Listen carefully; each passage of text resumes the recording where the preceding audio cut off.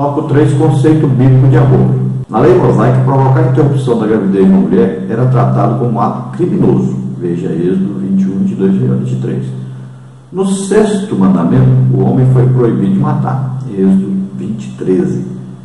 Que significa literalmente, então, não assassinar, né? Não matarás. Os intérpretes do Decálogo concordam que o aborto está incluso neste mandamento. Assim, quem mata o embrião ou o feto peca contra Deus e contra o próximo. Então, Êxodo 21, 22 e 23 diz o quê? Se alguns homens pelejarem e ferirem uma mulher grávida e forem causa de que aborte, porém, se não houver morte, certamente aquele que feriu será multado conforme o que lhe impuser o que manda o marido da mulher e pagará diante dos juízes. Mas se houver morte, então darás vida por vida. Então veja aí, 2 homens brigaram, acabaram empurrando a mulher bateu lá, perdeu a criança.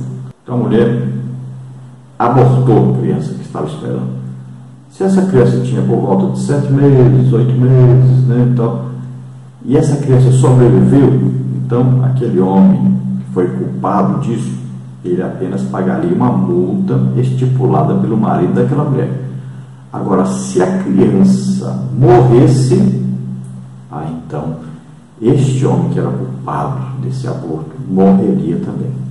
Então haveria aí uma pena de morte, ou seja, era considerado um assassinato matar essa criança que não tinha nascido ainda. É evidente que modernamente alguns têm interpretado isso aí completamente diferente, principalmente aqueles que apoiam o feminismo, que dizem que são donas do seu corpo e fazem o que quiser com o seu corpo. Tópico 4, o aborto na história da igreja. O ensino dos 10 apóstolos do século I, chamado de Didaquê, condena o aborto. Não matarás o embrião por aborto e não farás perecer o recém-nascido. Didaquê 2:2. O apologista Tertuliano, 150-220 aí depois de Cristo, ensinou que a morte de um embrião tem a mesma gravidade do assassinato de uma pessoa já nascida e que impedir o nascimento é um homicídio antecipado. O polemista Agostinho, 354-430, e o teólogo Tomás de Aquino, 1225 a 1274, consideravam o pecado grave interromper a gestação e o desenvolvimento da vida humana. Estão falando aí da igreja, né? Igreja verdadeira. Então fala-se dos apóstolos, o que os apóstolos achavam disso aí. E fala também da igreja paralela, que não é de salvos, né? Fala aí da igreja católica, né? De alguns líderes aí, o que eles achavam. Então, para os apóstolos e os crentes verdadeiros no início da igreja, então era um crime fazer uma coisa dessa, não podia de jeito nenhum abortar. E para também os religiosos de denominações aí, né, idólatras, pessoas que não eram crentes e de igrejas, eles também consideravam um crime, não podia de jeito nenhum haver aborto. E todos citam os 10 mandamentos e dizem: não matarás. Então, indicando que consideravam assassinato alguém que fizesse o aborto. Claro, aí nós estamos falando de um aborto, né, que a pessoa decide fazer, não é um acidente. A pessoa, por exemplo, está aí andando, né, toma e cai, uma queda, perde o bebê, não foi culpado, não pensou, né, em abortar. Estamos falando da pessoa que decide, toma a decisão de abortar. Então aí nesse caso é um pecado gravíssimo contra Deus, contra a vida humana. Então vamos à parte 2, que diz: o embrião e o feto são um ser humano. Fecundação, embrião e feto são os nomes das 3 etapas da gestação. Então, número 1, quando começa a vida? Tópico 2, o que diz a Bíblia? Tópico 3, qual a posição da igreja? Tópico 1, então, quando começa a vida? Muitos cientistas concordam que a vida tem início na fecundação, quando o espermatozoide e o óvulo se fundem, gerando uma nova célula chamada zigoto. Outros defendem que a vida inicia com a fixação do óvulo fecundado no útero, onde recebe o nome de embrião, período entre o 7º e o 10º dia de gestação. Outros apontam o começo da vida por volta do 14º dia, quando ocorre a formação do sistema nervoso. Tem ainda os que indicam o começo da vida quando o feto tem condições de se desenvolver fora do útero por volta da 25ª semana de gestação. E também os que defendem a ideia de que a vida só se inicia por ocasião do nascimento do bebê. Para nós, nós vamos considerar aí, a partir do momento que houve o ato sexual aí, e houve a fecundação, então, desse óvulo. O espermatozoide conseguiu chegar lá, penetrar o óvulo. Então, ali existe agora uma vida em formação. A partir daí, existe uma vida em formação. Então, qualquer coisa que é feita para impedir essa fecundação já é um pecado. Porque Deus não permite isso e matou o Onã por causa disso, porque ele impediu de haver a fecundação. Então veja só que coisa séria. Então o DIU, por exemplo, é um pecado. A camisinha, a pílula, veja só. Então isso aí já é um pecado, porque está impedindo uma vida de ser gerada. Agora, como no caso que nós estamos estudando hoje é sobre aborto, então o aborto é a partir do momento em que o óvulo foi fecundado. A partir daí existe uma vida em formação e não pode então isso ser parado, esse processo ser parado, ser impedido, porque existe aí uma vida que tem direito a sua própria vida. Agora que existem várias ideias, várias interpretações, é evidente. Então, tem pessoa que vai dizer, não, é só depois do 6º dia, porque vai descer aí para o útero da mulher, esse óvulo fecundado.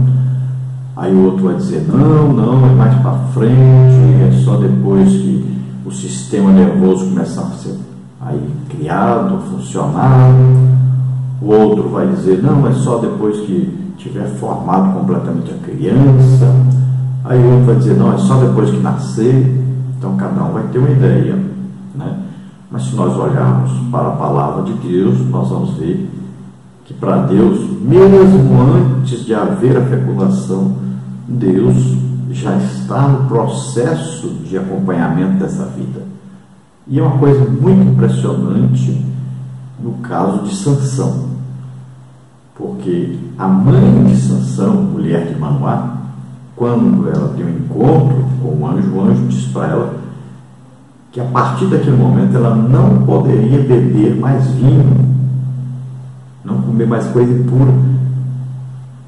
Veja só, mas ela nem tinha ainda tido a relação sexual com seu marido Manoá para ser gerado Sansão ainda. E já deram a ordem, e já foi dada a ordem que a partir dali ela não poderia mais tomar vinho, porque o menino seria nazireu, não poderia beber vinho, nem comer nada impuro, né?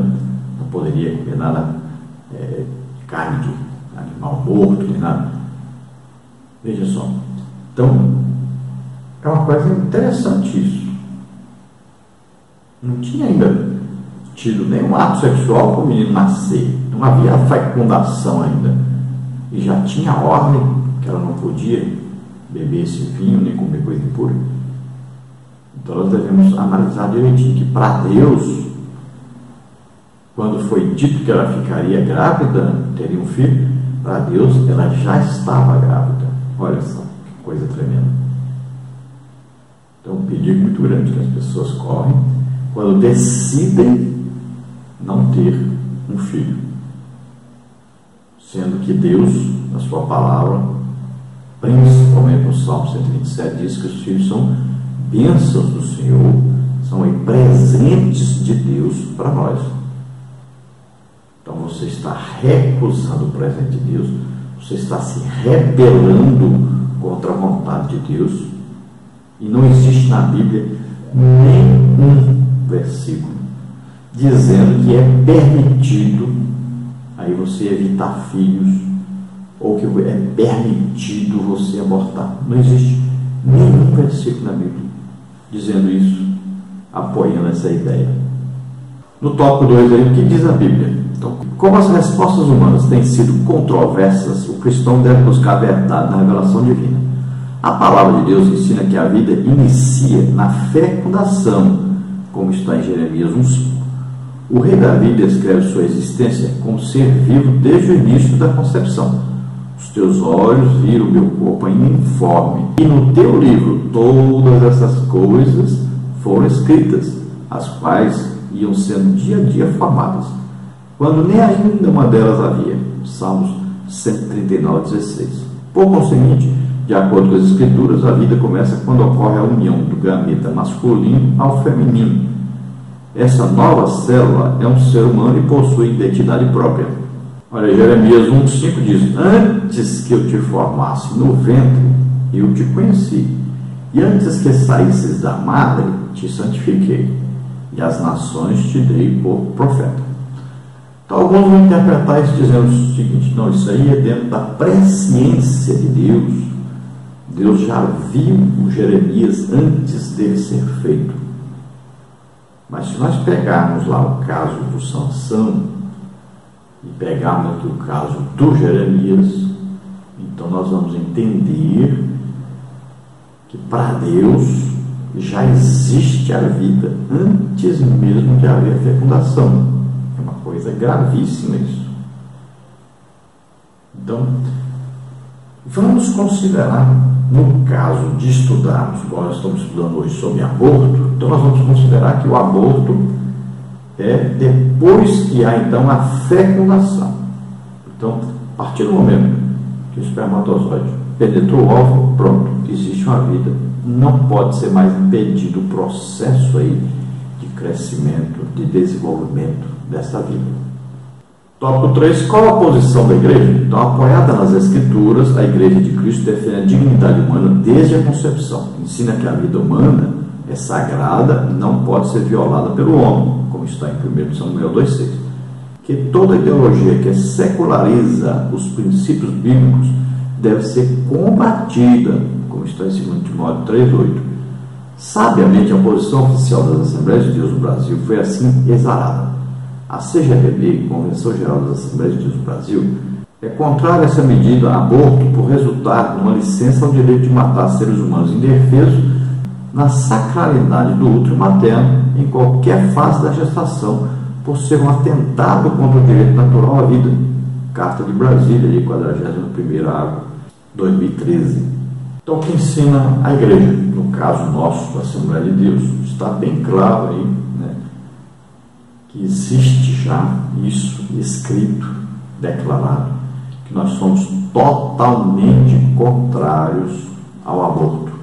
Então, em qualquer caso, depois que a vida foi gerada ali, o óvulo recebeu então o espermatozoide, a partir daí não se pode mais impedir que a vida aí se desenvolva, que o feto se desenvolva.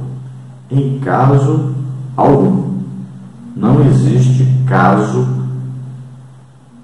que se permita o aborto. E acabou. É assim que funciona. E é assim que ensina a palavra de Deus.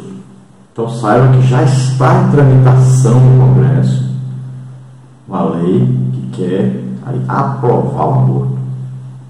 Vão dizer até que qualquer mãe que chegar vai dizer: eu não tenho condições de criar esta criança, então ela vai poder abortar. Veja bem, é uma licença para matar, e é assim que é considerado pela igreja.